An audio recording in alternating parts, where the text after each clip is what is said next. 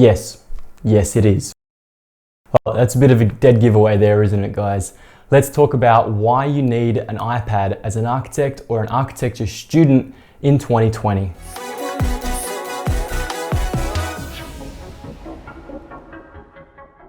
What's going on, guys? My name's David Tomic and welcome back to the channel. Today we're talking about why I personally believe it is an essential to have an iPad or any tablet for that matter in the architecture profession. We're going to be looking at the iPad in 3 different architectural categories today: concept, client, and construction. Each one of these categories has different uses and different abilities for the iPad, which makes it such a versatile tool for every architect or architecture student out there in 2020. So first of all, let's talk about the elephant in the room. Architects and architecture students print like crazy. It isn't just A4 pieces of paper now and again. I'm talking hundreds of rolls of A1 paper, A2 paper, thousands of scribbles and sketches. We would go through some of the largest amount of paper per year per profession, in my opinion. So reducing that paper load, even in the slightest, is a very, very good thing. So let's talk about the category concept. Concept is the very fundamentals of what we do. It's the very start of what we do. It's understanding our own thought process, our own ideas, and just kind of getting that down onto the figurative paper. Instead of going and jotting down hundreds of different sketches, we now have the ability to just open up one app and draw, draw, and draw. It doesn't matter how many mistakes we make, how many times we need to go back or change a color or change anything. We have that ability to do it without wasting any paper. We can constantly make new sketches and refine and fine tune, copy and paste, and kind of speed up the sketching process in a way. There's so many times that I used to be sketching a small idea and I'd only take up a quarter of an A4 page. I'd never end up using the rest of that A4 page. Now I can easily open up the Notes app on an iPad, quickly sketch that idea out, get it out of my head and actually understand it properly for myself and more so for others, and then actually utilize that idea. Back in the day, it was more of a stereotype that architects would walk around with 100 rolls of paper under their arm and a huge briefcase full of pencils. Now, the added benefit of being on an iPad is the Apple Pencil. It doesn't have to be an iPad again, it can be any tablet. I just use the iPad because it is what I have. Instead of having 100 different pencils, you can actually now just have one. You can have all your watercolor markers, all your fine liners, every single color under the sun, a ruler, a compass, everything you need to draw perfectly and however you like in just one simple compact utensil. Now, financially speaking, buying an iPad over using paper isn't exactly the easiest decision. iPads can cost anywhere from 500 upwards of 1,000 Australian dollars if you're looking at the iPad Pro, which personally, unfortunately, I would recommend. I have the iPad Air, and once the file sizes get a little bit too big and a little bit too large, it gets a bit clunky and a bit slow, and the screen isn't exactly crystal clear for the finer details and smaller images on the pieces of paper. Now, I've done a little bit of research here, and by no means am I an environmental expert and know every little detail about this. But to actually understand it from a life cycle point of view and the carbon footprint of producing paper versus an iPad for the 4.5-year life cycle comparison of an iPad is fundamentally huge. So the average office worker, for example, uses 10,000 pieces of paper every single year. Like I mentioned before, the architecture profession is definitely not average. We use way more. But to be conservative, we'll stick to the 10,000 number that's generic across the board. Every 500 pieces of paper produces about 2.5 kilos of CO2, which means 10,000 pieces of paper over the course of 1 year ends up using 50 kilos of CO2. Now, an iPad, to produce, manufacture, and utilize and recycle throughout its whole life cycle, uses approximately 100 kilos. The life cycle of an iPad is 4.5 years.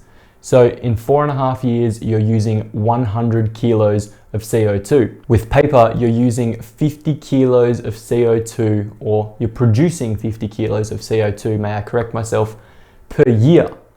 Eventually, over that life cycle of 4.5 years using paper, you'll end up using about 225 kilos or about 125 kilos more, and you'll also spend 450 Australian dollars just on paper. You'll need to buy 45,000 sheets of A4 paper in 4.5 years. That is a lot of wasted paper, and yes, the iPad still costs more because, as we all know, nothing good for you or good for the environment ever costs less, but you will be saving the planet in a weird sort of roundabout way. Now, just because I dropped an environmental fact in this video, I'd really appreciate it if you smash that like button down below and made it turn blue. You'd think it doesn't do anything, but it really does. It helps this video get showcased across YouTube and promotes it with the algorithm. So I'd really appreciate it if you just hit that like button. Now, how does the iPad become effective when we sit down and talk with clients?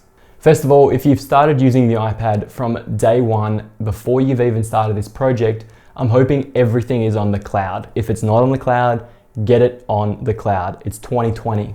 What are you doing? I'm just going to assume that you're on the cloud and not waste my time thinking that you're still stuck on some outdated servers. So if you are on the cloud, you have the ability to showcase your clients every single sketch that you've done to date, be it on a notes app, on piece of paper, or whatever. If you've filed and documented it correctly, you can easily access that on your iPad and show them anywhere. You don't have to carry 100 pieces of paper like the notorious stock photo is. You just have to carry around the one tablet. You also end up using the iPad so much for taking notes during every single meeting and sketching out all sorts of different ideas and solutions in front of the clients in order to be able to problem solve on the fly. If you're already in the profession, you know that minutes of a meeting are very important, so it's ideal to have something automatically saved and transitioned to the cloud again that's there permanently forever if you aren't silly and delete it. Another great benefit of having the iPad at your disposal during a meeting with the client is you can easily show them renders and 3D movies. This means that you don't have to go to your boardroom and have a meeting with them in a very sterile environment. You can take your clients out to lunch, for example, and talk to them about their project in a very comfortable, unique, hopefully beautiful location with some nice food. Your clients will be exceptionally happy, you'll be in a much better mood, and you'll be able to showcase them their project, their vision, and their dream wherever you may be in the world. Now, with COVID happening at the moment as well, a lot of people are working remotely or unable to meet face to face. So you now have the ability to also quickly document everything digitally and send it off. It means you can be anywhere in the world, working with anybody in the world, and still get your information there very quickly. What I found is that younger clients expect you to have everything digital. Middle-aged clients are kind of reluctant at the start, but they get on board pretty quickly. And the older clients, it takes a lot of hard work to get them on board, but once they are on board, they really appreciate the fact that this information can be conveyed to them instantly. They no longer have to come all the way in for a meeting if they want, I don't know, a 3D render changed, some colors changed. They can instantly have this information to them once it's completed. And finally, signing documentation and keeping a good record of all the signed documents is very important. Being able to present your clients with the iPad and all their sets of drawings, and they can sign every single page. It's automatically filed, it's automatically stored. Your job is saved. It means you don't have to go back after that meeting, scan every single page into the system, file it, and then spend another hour after the meeting dealing with all the paperwork. Everything is already done because it's already digital. Lastly, construction. The construction industry is very fast moving and fast paced. When a job is up and running, things change non-stop. Variations come into your email 24/7. So having the ability to quickly change a set of documents, flick them out to the builder, and have them understand exactly what needs to be done without causing any time delays is very important. By having the iPad at your disposal, you can go to a site meeting, for example, mark up what the builder is talking about. If you're working in a good office and a big firm, you can send that back to somebody in the office. They can quickly adjust whatever needs to be adjusted and potentially even send you a revised copy whilst you're still on site. Again, your information is on the cloud when you're on site, so whatever information the builder requires, you can easily bring that up. Be it PDFs of the drawing, specific details, potentially the 3D model so they can inspect an area, or even old documentation. Now, can you do this on your iPhone or your Samsung? Yes, 100%. You can do it on any smartphone. But the screen is just too small to actually showcase and be professional. There is still a very fine line between being professional with paper and professional with your phone out.